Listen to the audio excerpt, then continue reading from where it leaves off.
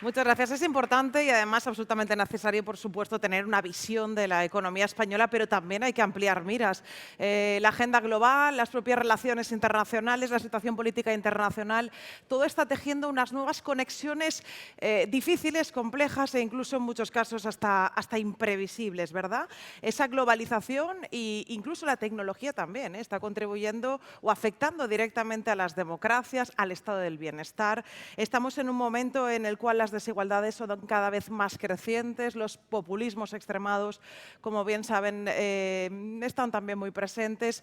Incluso los valores de siempre cada vez están más cuestionados. Además, y aquí ya se ha empezado a comentar, esa tensión comercial entre China y Estados Unidos que mantiene en vilo a todos los actores internacionales. ¿Y Europa? ¿Europa qué papel juega precisamente en este escenario? Pues hablemos de ello, busquemos respuestas con grandes voces expertas. Hemos invitado a Shlomo Ben-Ami, vicepresidente del Centro Internacional de Toledo para la Paz, y a don Javier Solana, presidente de SADE-GEO, del Center for Global Economy and Geopolitics. Una intervención que guiará en este caso Juan María Hernández Puertolas, periodista y economista y diplomado por la Escuela de Negocios y es experto en política internacional estadounidense, disculpen. Bienvenidos.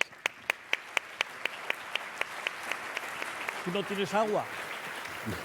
Me han castigado al final. Que no nos dan agua. Buenos días, señor alcalde de Sevilla, señor presidente de la Fundación CEDE.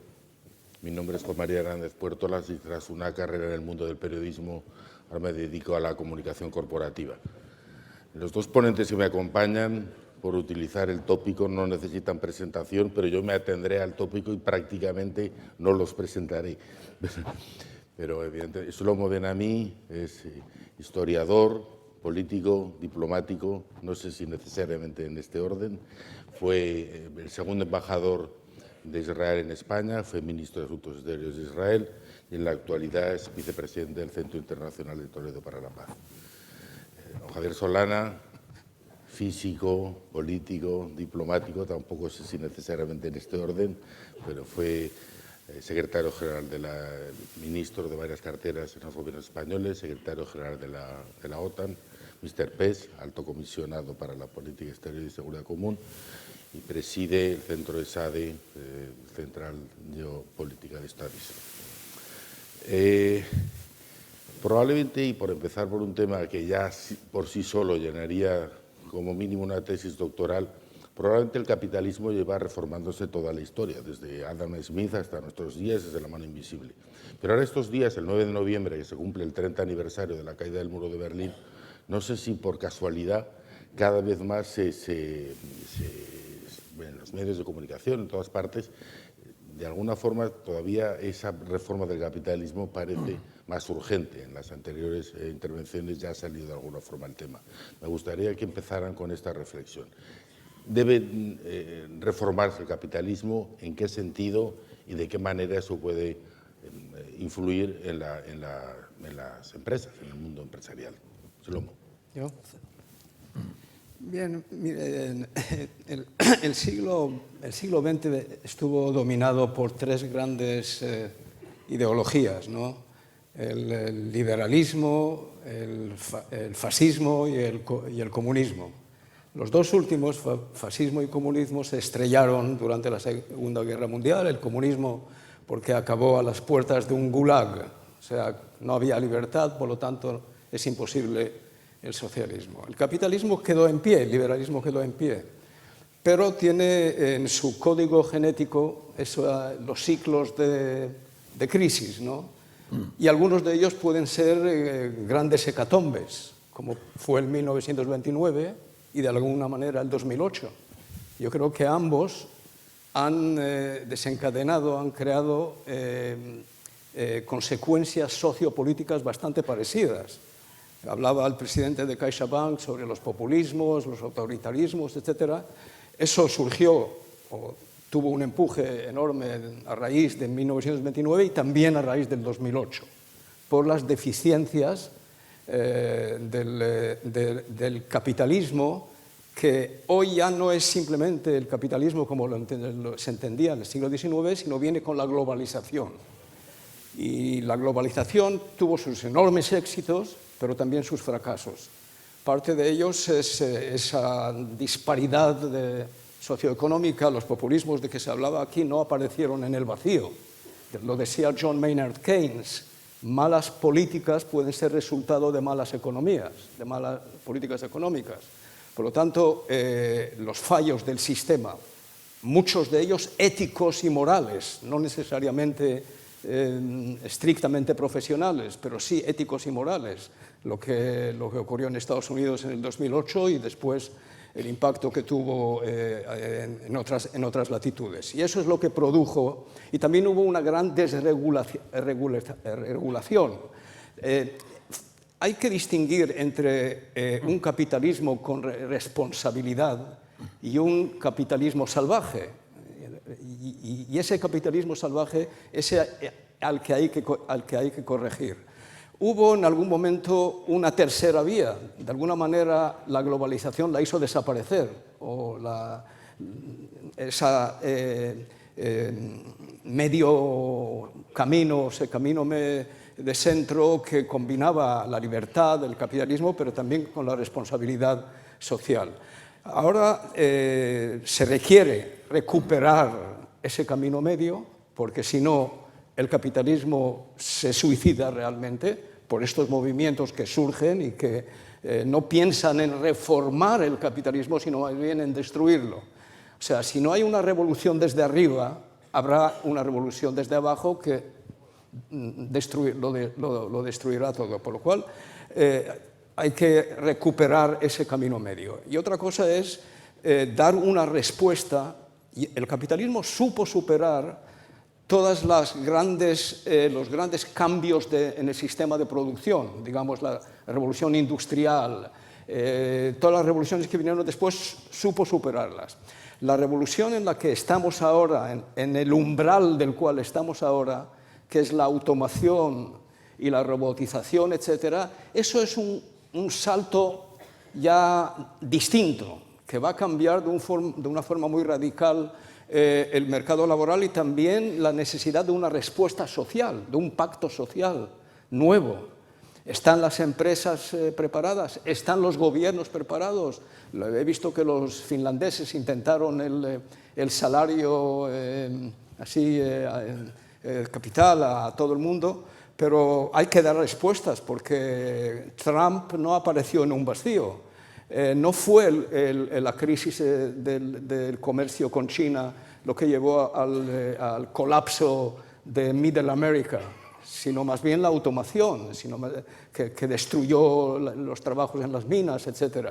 Si no se encuentra una respuesta a aquello, pues sí irá creciendo el populismo, el autoritarismo y la revolución desde abajo, ¿no? Buenos días, querido alcalde. Bueno, yo creo que estamos viviendo un momento en que el capitalismo es la única forma, el único modelo de producción que existe globalmente. Hemos vivido historias en que el capitalismo convivía con otros modelos de producción. Hoy el capitalismo ha dominado o domina es el único modelo de producción. Lo que no pasa es que el capitalismo es equivalente a sociedades democráticas, pero puede haber sociedades que son capitalistas y no son democráticas. Y esta es la gran novedad que tenemos en estos años que estamos viviendo. Por primera vez el capitalismo ha ganado, pero lo que no ha ganado es la democracia. Y puede haber capitalismo con democracia y capitalismo sin democracia. Pero no hay que engañarse que hay sociedades que producen el modelo de producción capitalista, pero no son democracias. Por lo tanto, lo que tenemos que ver, lo que nos interesa a nosotros, que formamos parte de una comunidad de sociedades democráticas, es cómo se adapta el capitalismo a las sociedades democráticas y a las sociedades no democráticas. Ahora, vamos a recordar dos fechas. Las dos fechas las tenemos todos aquí, sobre todo una, que es la caída del muro de Berlín. La caída del muro de Berlín pasado mañana, hará 30 años. Pero déjenme que vaya 3 meses atrás. Y nos pongamos 3 meses atrás, es decir, al final del verano, y miremos también hace 30 años atrás. Ese día acontece en el mundo algo que hemos olvidado, que es la revolución de la plaza de Tiananmen en China. Recuerdo una vez más, en el mismo año, en un espacio de 3 meses, 4 meses, cayó el muro de Berlín, lo segundo, y lo primero fue la revolución de China. ¿Por qué no digo la de Tiananmen? Porque de China estamos todavía viviendo de las consecuencias no resueltas de la revolución de Tiananmen. Desde entonces hasta aquí ha habido unos líderes que han sido capaces de, económicamente, de desarrollar mucho el país capitalistamente. Recuerden ustedes que hubo un primer ministro de China que se llamaba Zhou Enlai, del que Kissinger dijo es el hombre más inteligente que he conocido en mi vida. Bueno, pues ese buen señor es el que hizo una de las grandes reformas de China, capitalistas todas ellas, pero unas reformas que no se encuadraban en una sociedad que tenía los mismos valores desde el punto de vista morales del capitalismo que nosotros tenemos y ellos no tienen. Por lo tanto, lo que tenemos que hacer es ser cómo convivimos y cómo somos capaces de seguir viviendo en un mundo de cooperación y no de confrontación, en el que sabemos que el capitalismo va a ser el modo de producción natural. Ahora, ¿ese capitalismo puede ser, como decía Shlomo tan inteligentemente? Hay distintas formas de capitalismo. Hay unos capitalismos más dramáticos y hay unos capitalismos más moderados. Y el pacto social al que ha hecho referencia, pues también el pacto social se ha quebrado y se ha quebrado de una manera dramática para las sociedades occidentales tremendamente. El eje del pacto social es que había empresarios que representaban el capital y había trabajadores que representaban el trabajo. Los trabajadores estaban organizados en sindicatos y el sindicato frente al capital era lo que ha hecho la paz social de los años después de la guerra. Hoy prácticamente los sindicatos están desapareciendo. Y están desapareciendo porque el funcionamiento de la empresa ha cambiado. Un ejemplo que es muy simple. Que supongan ustedes que está usted en su casa el viernes y que quiere, y usted es cualquiera, un profesor, un empresario, lo que sea, Antonio Banderas, lo que sea, estamos todos en casa el viernes, o cada uno en su casa, y decimos, vamos a comprar algo para comer, ¿no? Bueno, pues comemos en casa. Entonces llamamos a una tienda que se llama Amazon y nos traen la comida. Y nos la trae la comida un chico joven que va en una bicicleta y que nos cobra. Ese chico joven que va en bicicleta es un empresario. El empresario nos trae la comida a casa. No es un trabajador, es un empresario. Es un empresario autónomo, pero es un empresario. Y es un empresario que no tiene seguro, etcétera, etcétera, etcétera. El nivel de cambio que se ha producido, valga esto como ejemplo, hay miles de ejemplos de estas situaciones. El nivel de cambio que se ha producido es extraordinario. Y ese nivel de cambio lo que está produciendo también en nuestras sociedades es desigualdad. Y la desigualdad es un veneno. La desigualdad genera populismo. Y al tener populismo tenemos gobiernos que son menos proclives a vivir europeamente, son populistas, son nacionalistas, todo lo contrario que lo que queremos vivir los europeos. Por lo tanto, si no somos capaces de atacar de alguna manera más sensata la desigualdad, no seremos capaces de conseguir una vida más armónica en el mundo y, como contraposición de todo ello, también la seguridad mundial. La presencia del presidente de los Estados Unidos hoy en el mundo, para mí, es una tragedia. Fíjense que queremos traer a Madrid el COP23, la gran reunión del cambio climático post-París. Pues ayer, o antes de ayer, nos volvió a recordar el presidente Trump que él no cree en París y que él se sale de París. Cuando el primer político mundial, el político de la primera potencia mundial, se baja de un acuerdo sobre un problema que es global, que solo se puede resolver globalmente, y la primera potencia se baja del tren, pues realmente estamos en una situación muy compleja. Y todo esto tiene que ver también con las reformas que el capitalismo necesita, porque el presidente Trump está donde está seguramente porque el capitalismo americano no funcionó y las desigualdades son muy grandes y por lo tanto la gente se sintió mal con el establishment, digamos, anterior y tenemos un presidente que nadie esperaba, yo luego no esperaba. Yo he vivido, mi vida ha sido una vida muy privilegiada, pero he podido convivir con el presidente Bush de los Estados Unidos, el padre. soy ya muy viejo. El presidente Clinton, el presidente Bush, el hijo, y el presidente Obama. Nunca me imaginé que tendría que convivir con el presidente Trump. Bueno, pues esto es una parte también de la historia que tenemos que tener en la cabeza. Al hilo de esta reflexión, y una cosa que afecta muchísimo, que desde el punto de vista estructural parece imposible, pero en la práctica, lo que comenta Javier ahora, pues es de rabiosa actualidad, es la reflexión si la globalización es irreversible. Porque es verdad que hay muchos movimientos en el mundo que entienden, evidentemente las cadenas de producción son globales, como estamos viendo con las guerras comerciales, etcétera. El mundo es global. Pero sin embargo, eso produce unas consecuencias políticas de desigualdad, etcétera, que parece que desde la famosa manifestación en Seattle contra la Organización Mundial de Comercio, y ha llovido muchísimo tiempo, las tendencias están en el Brexit, están en la elección de Trump, de decir, no, America first, nosotros solos, junto a una emergencia del autoritarismo, que se puede ver en la Rusia de Putin, la Turquía de Erdogan, etcétera, etcétera. O sea que es parte de la globalización, parece que es el modelo político incluso que está en juego.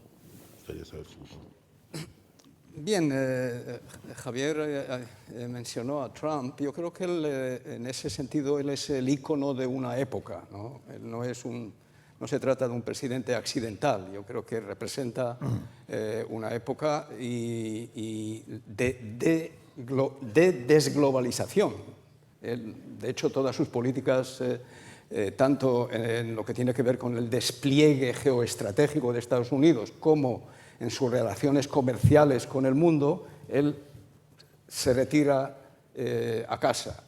La ideología que él aboga es patriotismo, lo dijo en su último discurso en la ONU.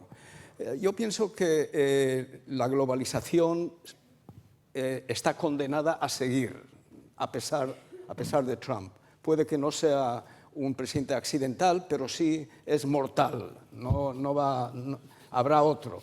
Ahora, la que le desafía en este momento, más que nadie, ya veremos cómo se desarrolla la contienda electoral, es Warren, que se declara, a diferencia de Sanders, que es un socialdemócrata o un socialdemócrata más girado hacia la izquierda, ella se define como capitalista. Sí, pero que quiere desmantelar a Apple, Facebook, Google.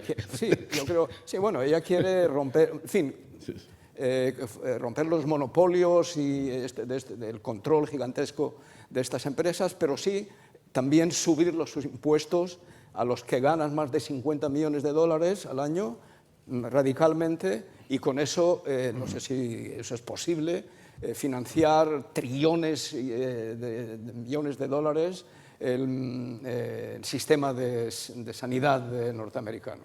Pero de todos modos lo que es importante es que ella lo quiere reformar desde adentro, ¿no?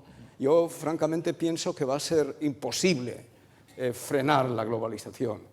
El poder que está emergiendo y desafiando a Estados Unidos es China, y China no puede existir sin globalización. El comercio exterior, el consumo de energía, todo este concepto fascinante que está China llevando a cabo a través del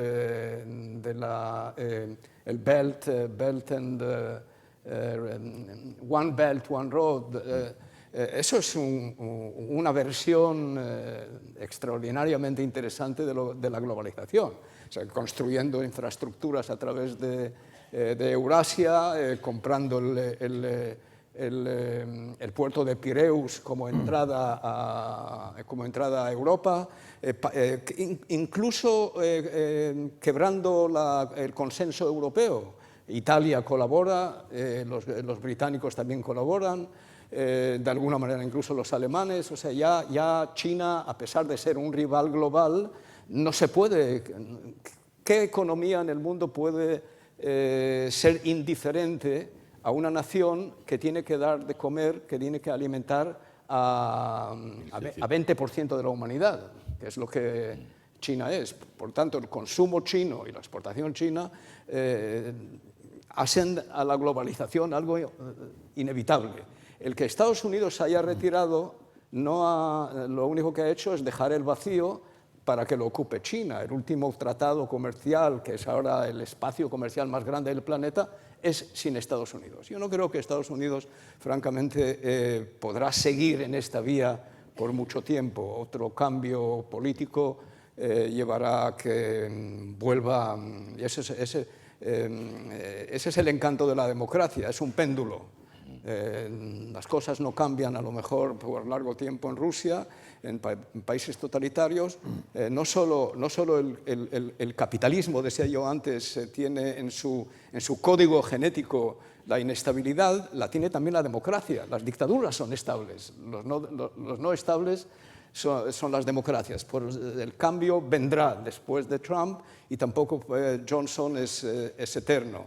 Ellos tampoco se rebelan contra el comercio mundial, lo que quieren es no hacerlo a través de bloques, ¿no?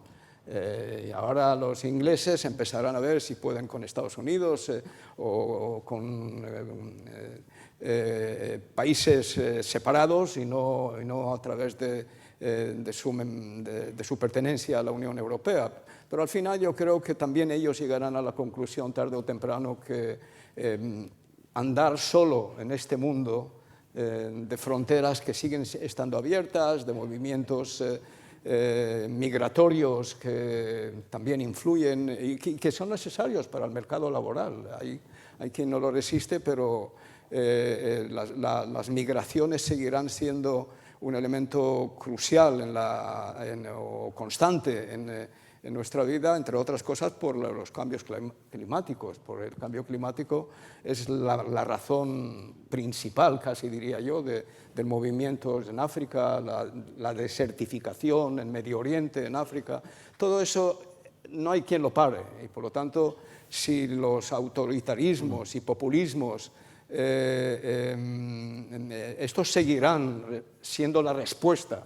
Para que eso no sea así, también las economías grandes tendrán que buscar otro camino, ¿no? Para reconciliarse con la inmigración. Estados Unidos está en el camino más negativo posible. Eso es también muy interesante, el hecho de que América, que nunca ha sido un Estado-nación al estilo europeo, no ha sido un Estado-nación.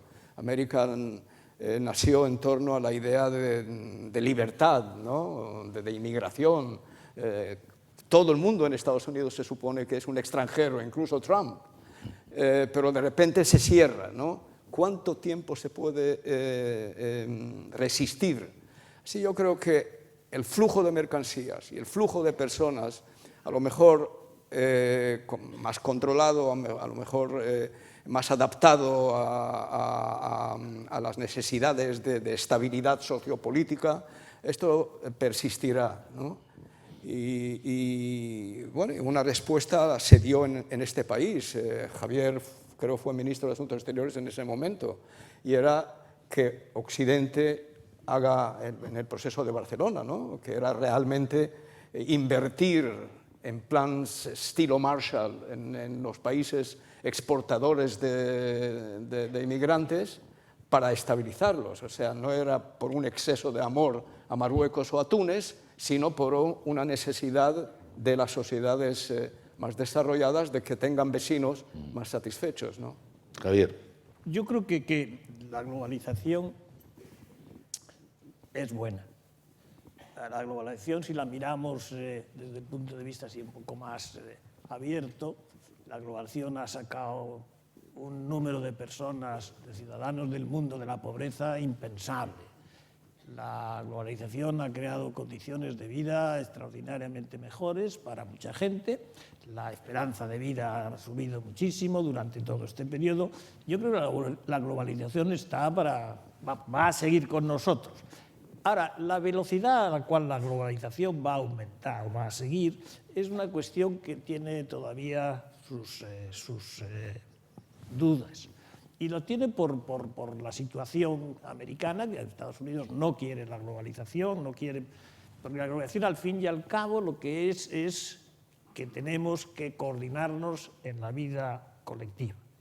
Es decir, de los tres grandes Cs, cooperar, confrontarse, competir, yo creo que la globalización nos obliga a cooperar. Y nos obliga a cooperar en instituciones que tienen que tener una componente global. Y esas instituciones son las que debieran estar jugando el papel que desgraciadamente todavía no juegan.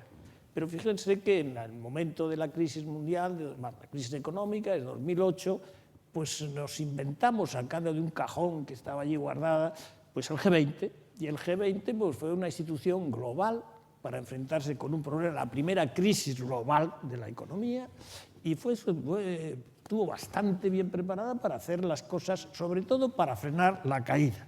Luego en la subida ya cada uno actuó en orden más disperso, pero se hizo de una manera coordinada y colectiva y se frenó la caída. Bueno, y yo creo que tenemos que seguir viviendo con esas instituciones y darles la vida más fuerte, más potente a esas organizaciones que tienen que gobernar y gobernar los bienes públicos globales. Los bienes públicos globales, que son muchos, el cambio climático, la paz, la estabilidad, todos esos son bienes públicos globales, la estabilidad financiera, y esos bienes públicos globales no se pueden resolver o no se pueden gestionar nada más que por instituciones que son globales. Un país, por grande que sea, por poderoso que sea, no puede enfrentarse con casi ninguno de los problemas que tenemos que resolver hoy. Y esta es la situación. Déjenme 2 palabras sobre China. Yo soy una persona que voy mucho a China, soy profesor en China, me gusta mucho China, pero también veo que tenemos con China algunos problemas serios. China va a empezar a crecer a un ritmo un poco más bajo. Yo lo oí el otro día al gobernador del Banco Central de China en una sesión muy restringida. Se le escapó decir que el 5% para ellos es estupendo, que no necesitan ya, con el grado de urbanización que tienen, etcétera, no necesitan crecer al 10 ni al 8. Bueno, pero sí tenemos con China problemas muy serios, no por la situación en que está pasando China, sino por las relaciones sobre todo con Estados Unidos. Fíjense ustedes que hoy, si estuviéramos en el mes de septiembre y estuviéramos graduándonos de las universidades y contáramos cuántos ingenieros, matemáticos, físicos, biólogos salen de todas y cada una de las universidades, pues China produce 4 veces más matemáticos, ingenieros, químicos, biólogos que el resto del mundo. Bueno, supónganse ustedes que está usted en el MIT, que tiene usted unas relaciones con China extraordinarias y que de repente le dicen, con ese país que genera esa cantidad de talento, el presidente de Estados Unidos dice, con esa empresa que se llama Huawei no puede usted negociar. Yo estaba con él, estaba también Isidro Fainé conmigo en ese momento. El provost del MIT, cuando le hice yo esa pregunta, en un día que estábamos juntos los 3, pero más gente, ¿qué supondría para usted MIT que le dijeran que tiene usted que no puede competir, que no puede hablarse ya con Huawei? Pues para nosotros sería la ruina, dijo el presidente, el provost, el número 2 del MIT. Bueno, pues estas son las cosas que tenemos. Y vamos a tener un choque, yo esto se lo quiero explicar porque para los europeos va a ser un tema muy, muy, muy difícil de gestionar. Los europeos en este momento no quieren frenar o disminuir, y no, por supuesto, cortar todas las relaciones con Huawei. Pero el presidente de Estados Unidos ha dicho que aquel que siga trabajando con Huawei tendrá sanciones. Entonces vamos a entrar en un momento muy difícil de choque entre la Unión Europea y otras partes del mundo. Pero me interesa más hablar como europeo en este momento porque no trabajar con Huawei va a ser muy difícil para los alemanes, va a ser muy difícil para los españoles, va a ser muy difícil para los ingleses y por lo tanto va a haber un potencial choque con Estados Unidos que puede llegar en cualquier momento. Pero sí les quisiera decir que lo que está pasando en China, que es muy importante, tiene también que hacernos pensar sobre la evolución de China. Y la evolución de China, queridas amigas y amigos, no va a ser hacia la democracia, va a seguir siendo hacia el capitalismo, pero no va a seguir siendo hacia la democracia y con eso vamos a tener que convivir. y más nos vale prepararnos a ver cómo somos capaces de vivir con eso, defendiendo nuestros valores. Yo creo que tenemos un triángulo ahora de cosas que tenemos que hacer, vamos, 3 vectores de los cuales tenemos que construir un triángulo. Vamos a ver qué forma tiene el triángulo. Que es que estamos viviendo en globalización, estamos viviendo en digitalización, y el tercer triángulo son los valores. Y si ese triángulo, valores, globalización y tecnología de la información llevada a sus últimas, si ese triángulo no lo hacemos hermoso, y lo más bonito posible, vamos a tener unos problemas muy serios. Decía José María igual, o Jordi igual, que todo el tema de la digitalización va a tener unas consecuencias enormes, sin duda. Y ahí tenemos que incorporar también, por tanto, el concepto de valores. Sin valores, este proceso es un proceso que va sin rumbo.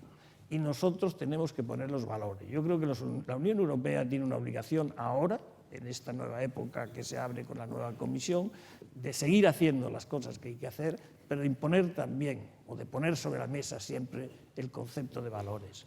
Eso yo creo que es la aportación más hermosa que nosotros podríamos hacer en tanto que europeos. Muchísimas gracias. No me resisto a acabar con otra anécdota china que es en relación al corto plazo y al largo plazo, probablemente apócrifa, y también entre Kissinger y Zhou Enlai, que he preguntado por las consecuencias de la Revolución Francesa. Es muy pronto para decirlo, 200 años después. Muchas gracias. Ya nos vamos. Ya nos vamos.